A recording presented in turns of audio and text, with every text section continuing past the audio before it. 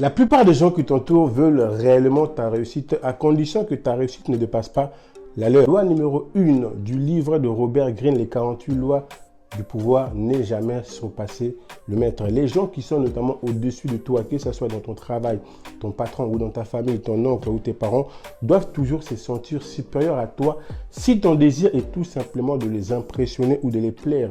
Car le jour où ils sentiront que tu essaies de les surpasser, ils vont simplement soit te mettre à l'écart. Si jamais tu veux apprendre un peu plus concernant ce loi, je te conseille vivement le livre de Robert Greene, les 48 lois du pouvoir. Tu auras les liens en description ainsi que dans les commentaires. C'est un lien de partenariat. Beaucoup de gens aujourd'hui sont disqualifiés, que ce soit au niveau du travail. Ils étaient peut-être prêts à être promus par un patron parce qu'ils n'ont pas compris cette loi numéro 1.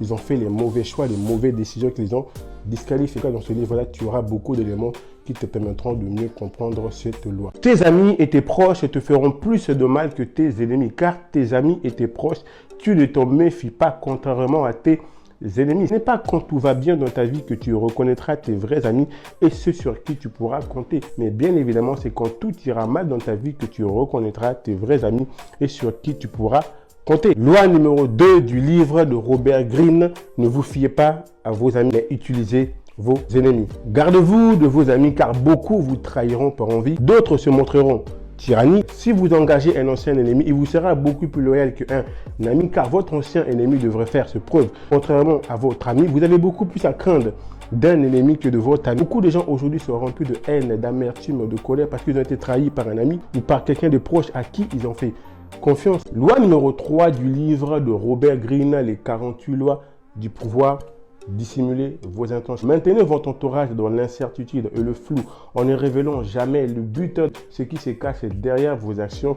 Car s'ils n'ont aucune idée de ce que vous prévoyez, ils ne peuvent pas préparer de défenseurs. L'endroit le plus riche de la terre, ce sont les cimetières. Malheureusement, les gens qui ont été enterrés sans avoir jamais passé à l'action n'ont pas respecté cette règle numéro 3 qui consiste tout simplement à dissimuler ces intentions. La plupart des gens à qui tu parleras de tes intentions par rapport à un projet, soit tu vas chercher à te décourager, soit par jalousie ou soit par amour. Parce que si tu révèles tes intentions aux gens qui ne sont pas là où tu veux être ou aux gens qui ne veulent pas aller là où tu veux être, ça serait comme si tu parlais chinois à un Français qui n'a jamais appris le chinois. Une fois le mot sorti de votre bouche, il est trop tard. Maîtrisez-les à temps. Plus vous en dites et plus vous risquez de dire de bêtises. Loi numéro 4 du livre de Robert Greene, les 48 lois du pouvoir, disons toujours moins que nécessaire. Tu as peut-être déjà vécu cette expérience où tu t'es confié à une personne, tu ne voulais pas que la conversation soit publique, tu voulais que la conversation reste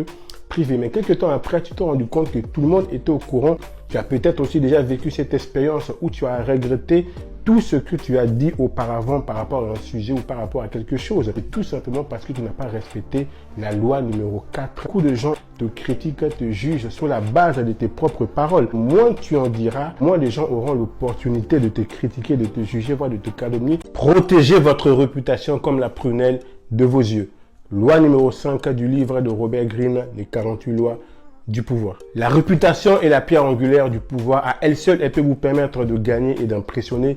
Cependant, lorsqu'elle est compromise, elle peut vous rendre vulnérable et l'on peut vous attaquer de tous côtés. Faites toujours en sorte que votre réputation soit impeccable. Puisque nous vivons dans une société où la réputation est très importante, voilà pourquoi tu ne dois pas négliger ta réputation. Car aujourd'hui, beaucoup de portes peuvent t'ouvrir comme beaucoup de portes peuvent être fermées pour toi à cause de ta réputation. Rien qu'à cause d'une réputation, une personne peut se voir descendre d'un poste ou une personne peut se voir carrément privée de quelque chose. Voilà pourquoi il est très important de ne pas négliger la réputation que tu as. Loi numéro 6 du livre de Robert Greene, les 48 lois du pouvoir.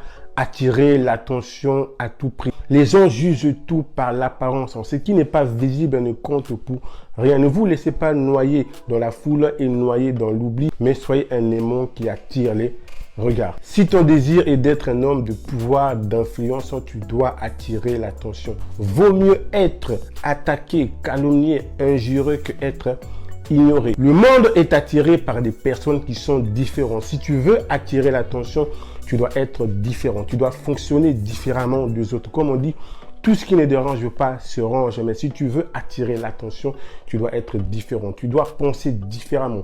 Tu dois faire partie de la minorité des gens car tout ce qui est différent attire l'attention. Si tu veux développer la loi numéro 6 qui consiste tout simplement à attirer l'attention, je t'invite vivement à te procurer ce livre. Tu auras le lien de partenariat dans les commentaires.